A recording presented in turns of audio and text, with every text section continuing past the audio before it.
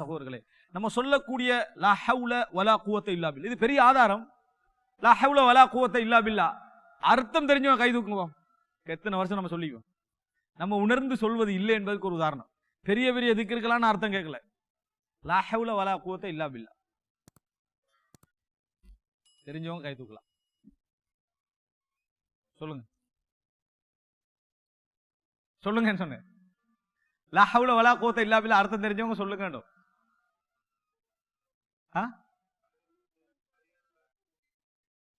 அப்படி சொன்னேன்.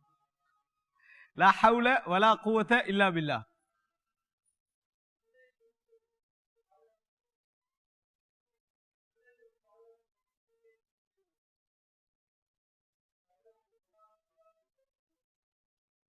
ஒரு அளவு நன்மையின் தீவி அல்லாஹ் நாடு. ஆனால் லா ஹவுல வலா குவத்த, ஹவுல் அப்படின்றது என்னன்னு சொன்னால் முயற்சி, கூவத்தண்டா சக்தி.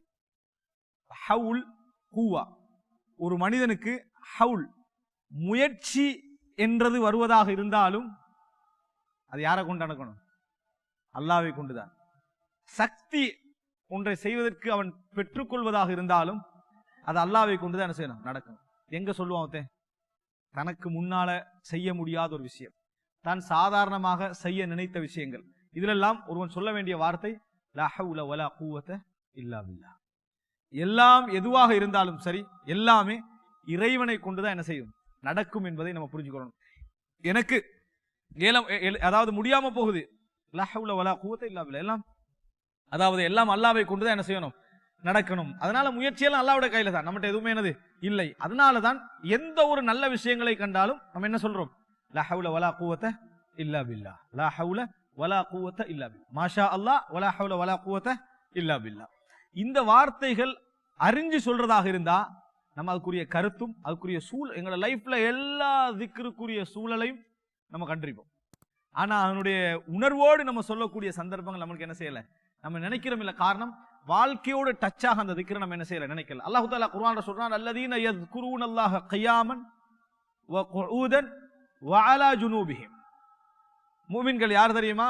நின்ற நிலையிலும் சாய்ந்த நிலையிலும் உட்கார்ந்த நிலையிலும் இறைவனை என்ன செய்வார்கள்? அவர்கள் ஞாபகப்படுத்துவார்கள். எல்லா நிலையிலும் இறை ஞாபகம் அவர்கள்ட்ட இருக்கும். ரசூல் ஸல்லல்லாஹு அலைஹி வஸல்லம் ஒரு பிரயாணம் போய் திரும்பி வந்துகிட்டு இருக்கிறாங்க, ஒரு மலையை பார்க்கறாங்க. அப்புறம் ரசூல் ஸல்லல்லாஹு அலைஹி வஸல்லம் சொல்றாங்க, ஹாதா ஜும்தான் சபகல் முஃபர்ரிதூன் அப்படின்னு சொன்னாங்க. இது ஜும்தான் என்ற மலை, சீரு போங்க சொல்லிட்டு சொன்னாங்க, முஃபர்ரிதூன்கள் முந்தி விட்டார்கள் அப்படின்னாங்க. முஃபர்ரிதூன்கள் யார்? உமல் முஃபர்ரிதூன யா ரசூலுல்லாஹ் அப்படின்னு கேட்கிறாங்க. முஃபர்ரிதூன்கள் யாருன்னு கேட்கிறாங்க. அப்ப ரசூல் ஸல்லல்லாஹு அலைஹி வஸல்லம் சொன்னார்கள், அஸ்ஸாகிரீன் அல்லாஹ கதீரன் வஸ்ஸாகிராத், அல்லாஹ்வை அதிகமாக ஞாபகப்படுத்தக்கூடிய ஆண்களும் பெண்களும் என்று ரசூலுல்லாஹி ஸல்லல்லாஹு அலைஹி வஸல்லம் சொன்னார்கள். இறை ஞாபகத்தோடு இருக்கக்கூடிய ஆண்களும் பெண்களும் என்று சொன்னார்கள். அன்புள்ள சகோதரர்களே, இறைவனை ஞாபகப்படுத்தி கொண்டே இருக்கக்கூடிய ஒரு மனிதர், அவரை பொறுத்த வரைக்கும் அவர் பெரிய ஒரு பாதுகாப்பு அளிக்கிறார். யாருடைய? இறைவனுடைய பாதுகாப்பு அளிக்கிறார். நிச்சயமாக தன்னையே ஞாபகப்படுத்தி கொண்டிருக்கக்கூடிய ஒரு மனிதனை அல்லாஹு தஆலா ஒரு நாள் என்ன செய்ய மாட்டான்? வீணாக்க மாட்டான். இறைவனுடைய ஞாபகத்தில் இருக்கக்கூடிய ஒரு மனிதனை அல்லாஹு தஆலா ஒரு நாளும் வீணாக்க மாட்டான். அவன் இறைவனுடைய ஞாபகத்தில் அதிகமாக இருக்கிறான், நிச்சயமாக அவனுடைய எல்லா விஷயங்களிலும் ஒரு பாதுகாப்பை இறைவன் என்ன செய்வான்? ஏற்படுத்துவான். ஒரு மனிதர் ரசூல் ஸல்லல்லாஹு அலைஹி வஸல்லம் மட்டும் வந்து சொல்றாங்க, யா ரசூலுல்லாஹ், அல்லாஹ்வின் தூதரே, கது கஸுரத் அலைய ஷராஇஉல் இஸ்லாம் ஃபபாபுன் வாசிஉன், எனக்கு ஒரு விஷயத்தை சொல்லித்தாங்க, ஃபபாபுன் ஜாமியா, எனக்கு ஒரு விஷயத்தை சொல்லித்தாங்க. இஸ்லாம் எனக்கு நிறைஞ்சு போயிட்டு, இஸ்லாமிய கடமைகள்லாம் நிறைஞ்சு போயிட்டு, எனக்கு ஒரு பாபை சொல்லித்தாங்க, அதன் மூலமாக நான் இதெல்லாம் செஞ்ச மாதிரி என்ன செய்யணும்? ஒரு திருப்தி வரணும், அந்த மாதிரி கேட்கிறாங்க. அப்ப ரசூல் ஸல்லல்லாஹு அலைஹி வஸல்லம் சொன்னாங்க, லா யஸாலு லிசானுக ரத்பம் மின் திக்ரில்லாஹ், உங்கள் நாவு இறைவனை ஞாபகப்படுத்துவதில் ஈரமாகவே இருக்கட்டும். உங்கள் நாவு இறைவனை ஞாபகப்படுத்துவதில் ஈரமாகவே இருக்கட்டும். உண்மையிலே ஒரு மனிதன் இறைவனை ஞாபகப்படுத்த வேண்டிய மிக முக்கியமான இடங்கள் பாத்தீங்கன்னா, தூங்குற நேரம், எழும்புகின்ற நேரம், காலை மாலை, இந்த இடங்கள் இருக்குதே மிக முக்கியமான பிரதானமான நேரங்கள். இந்த நேரங்களில் இறைவனை ஞாபகப்படுத்துவது என்பது அவனுக்கு வாழ்க்கையில பிரதானமான இடங்கள்ல இறைவன் ஞாபகம் வரான்னு அர்த்தம். ஆனா அப்படியே இருக்கிறோம், பெட்டுக்கு போனா அப்படியே என்ன செஞ்சிருது? அதுக்காக வேண்டி இப்ப என்ன செஞ்சுக்கிறாங்கன்னா, யூடியூப்ல அங்க இங்கெல்லாம் பார்க்கலாம், நீங்க தூங்கும் திக்ர் அப்படின்னு யூடியூப்ல அதை போட்டு பிளே பண்றதுக்கு வச்சுக்கிறான். போட்டீங்கன்னா டோட்டல் திக்ர் என்ன செஞ்சிடும், போயிடும். அதே போல எலும்புற நேரத்திலையும் உங்களை எலும்புற நேரத்தில் பாங்கோட சேர்த்து அதையும் என்ன செஞ்சிருது, திக்ர் செஞ்சு முடிச்சிருது. வண்டியில நீங்க மறந்து போயிருவேன், சுபஹானல்லாஹி சக்கரானா இப்ப வண்டி தான் ஓதுது நிறைய பேருக்கு, அவன் ஓதுறது இல்ல. இந்த நிலைமைக்கு ஆகிட்டாங்க. இப்ப இறைவனை ஞாபகப்படுத்துதல் என்பது எவ்வளவு பெரிய ஒரு மகத்துவம் மிக்க ஒரு அம்சம், எவ்வளவு பிரதானமான ஒரு அம்சம் இருந்தும் கூட எங்களை நிறைய பேர் என்ன செய்யறாங்க, அதுல பலகீனமாக இருக்கக்கூடிய நிலையை பார்க்கிறோம். இறைவனை ஞாபகப்படுத்துதல், இறைவனை திக்ர் செய்தல் என்பதில் மிக மிக பலகீனமாக இருப்பதை நாம் என்ன செய்கிறோம், பார்க்கிறோம். உண்மையில் அன்புள்ள சகோதரர்களே, எங்களுக்கு இது போன்ற வார்த்தைகள், சிறந்த முறையில் இறை ஞாபகங்கள் எங்களை மிகைக்க வேண்டும் என்றால், எங்களை தாண்டி அது வர வேண்டும் என்றால் ஒரே வழி என்ன தெரியுமா, எமது அன்றாட வாழ்க்கையில் உள்ள நலவு கெடுதிகளை நம்ம சிந்திக்க பழகிறது. அன்றாட வாழ்க்கையை நிறுத்தி யோசிக்கிறோமா? கொஞ்சமாவது யோசிச்சு பாருங்க பாவம். என்றைக்காவது வாழ்க்கையை கொஞ்சம் நிறுத்தி நம்ம யோசிக்கிறோமா? இல்லவே இல்லை. அதே ருட்டீன்ல போயிட்டே இருக்குது. கொஞ்சமாவது ஒரு 10 நிமிடம் 20 நிமிடம் ஒரு நிறுத்தி, கொஞ்சம் எப்பதான் நம்ம நிறுத்த போறோம், நிறுத்தி யோசிக்கின்றவர்கள் குறைவு. அது வாழ்க்கை அப்படியே போய்கொண்டே இருக்குது. திடீர் மரணம், மௌத்தாகி போறதே தவிர நமது வாழ்க்கையை கொஞ்சம் நிறுத்தி யோசிக்க ஆரம்பிச்சோம்னு சொன்னால் என்னென்ன மைனஸ்கள்லாம் உங்களோட வாழ்க்கையில பிளஸ் கொண்டு வந்தது, நீங்க பிளஸ் நினைச்சதெல்லாம் உங்களுக்கு மைனஸ் கொண்டு வந்துச்சு அப்படின்ற எத்தனையோ யோசனைகள் நம்மளுக்கு என்ன செஞ்சிருக்கும், வந்திருக்கும். எத்தனையோ சிந்தனை நம்ம வந்திருக்கும். அப்படி வார இடங்கள் எல்லாம் நிச்சயமாக கண்ணால கண்ணீர் போகும். இஸ்திக்ஃபார், பாவ மன்னிப்பு தேடுவோம்.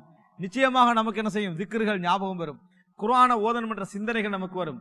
உண்மையிலேயே எல்லோரையும் விட உங்களை திருத்திக் கொள்வதற்கு சிறந்த வழியே உங்கள் கடந்த கால வாழ்க்கையும் எதிர்கால வாழ்க்கையும் இறைவனை முன்னிறுத்தி நீங்க யோசிக்கிறது தான். அந்த நேரத்தில் வாயில வரக்கூடிய வார்த்தைகள் சாதாரண வார்த்தைகள் அல்ல. அந்த நேரத்தில் சொல்லக்கூடிய ஒரு சுப்ஹானல்லாஹ் ஒரு சாதாரணமான ஒரு வார்த்தையாக என்ன செய்யாது, நிச்சயமாக இருக்காது. ஒரு பெரிய இடத்துக்குரிய வார்த்தையாக என்ன செய்யும். ரசூல் ஸல்லல்லாஹு அலைஹி வஸல்லம் சொல்றாங்க, இன்னஹு லா யுகானு அலா கல்பி வ இன்னி லா அஸ்தக்ஃபிருல்லாஹ ஃபில் யௌமி 100 மர்ரா. என்ற உள்ள மூடுபடுது, கரைப்படுகிறது. நான் ஒரு நாளைக்கு இறைவனிடத்தில் 100 முறை பாவ மன்னிப்பு தேடுகிறேன், அஸ்தக்ஃபிருல்லாஹ் என்று நான் 100 முறை சொல்கிறேன் ரசூல் ஸல்லல்லாஹு அலைஹி வஸல்லம் சொல்றாங்க. அல்லாஹ் தஆலா குர்ஆன்ல அடிக்கடி அதாவது வஸ்குருல்லாஹ புக்ரதன் வ அஸீலா வஸப்பிஹுஹு புக்ரதன் வ அஸீலா, நீங்கள் அந்த இறைவனை காலையிலும் மாலையிலும் என்ன செய்யுங்க, ஞாபகப்படுத்துங்கள் என்று அல்லாஹ் பல இடங்கள் என்ன செய்ய சொல்ற, காலையிலும் மாலையிலும் இறைவனை ஞாபகப்படுத்துங்கள் சொல்ற. இமாம் இப்னு தைமியா ரஹ்மத்துல்லாஹி அவர்கள் ஒரு மஜ்லிஸ்ல இருக்கிறாரு. இமாம் இப்னுல் ஜௌஸி ரஹ்மத்துல்லாஹி அவர்கள் பக்கத்துல இருக்கிறாங்க மிச்ச நேரமா. அதுக்கு பின்னால இமாம் இப்னு தைமியா சொல்றாரு, ஹாதிஹி கத்வதி, இதான் எனது காலை சாப்பாடு, இதை நான் சாப்பிடலைன்னு சொன்னால் லாஃபத் குவதி, என் பலம் என்ன செஞ்சிடும், குறைஞ்சிரும். எனது பலம், அதான் என்ன பலம், உள ரீதியான பலமே எனது இந்த இறைவனை ஞாபகப்படுத்தல தான் என்ன செய்யறது இருக்குது அப்படி என்ன செய்யறாங்க சொல்றாங்க. அப்ப எனவே அன்புள்ள சகோதரர்களே, இயன்ற அளவில் நம்ம அல்லாஹ்வை ஞாபகப்படுத்தி வாழுகின்ற மக்களாக வாழ வேண்டும் என்றால் எங்களோட வணக்க வழிபாடுகளை கவனம் செலுத்துவதன் மூலம் நம்ம ஓரளவு இறைவனை ஞாபகப்படுத்துகிறோம். அதே போல அன்றாடம் நாம் சொல்ல வேண்டிய திக்ர்கள், குறிப்பிட்ட இடத்துல சொல்ல வேண்டிய திக்ர்கள் மூலம் இறைவனை ஞாபகப்படுத்துகிறோம். மூன்றாவது கட்டம் எமது வாழ்க்கையோடு சம்பந்தப்படுத்தி நம்ம சொல்லக்கூடிய திக்ர்கள். உதாரணமா ரசூல் ஸல்லல்லாஹு அலைஹி வஸல்லம் பிலால் ரலியல்லாஹு அன்ஹு சொல்றாங்க, ஒரு யுத்த கடத்துல வச்சு, அரஹ்னா பிஸ்ஸலாத்தி யா பிலால், பிலாலே சலாத்தை கொண்டு எங்களுக்கு ராகத்து தாங்கன்றாங்க. அப்படின்னு என்ன, அதான் சொல்லுங்க, தொழுவோம் ராகத்து கிடைக்கும் அப்படின்றாங்க. உள்ளத்துக்கு ராகத்தை ரசூலுல்லாஹ் எதுல உணர்றாங்க, தொழுகையில் என்ன செய்கிறார்கள், உணர்கிறார்கள்.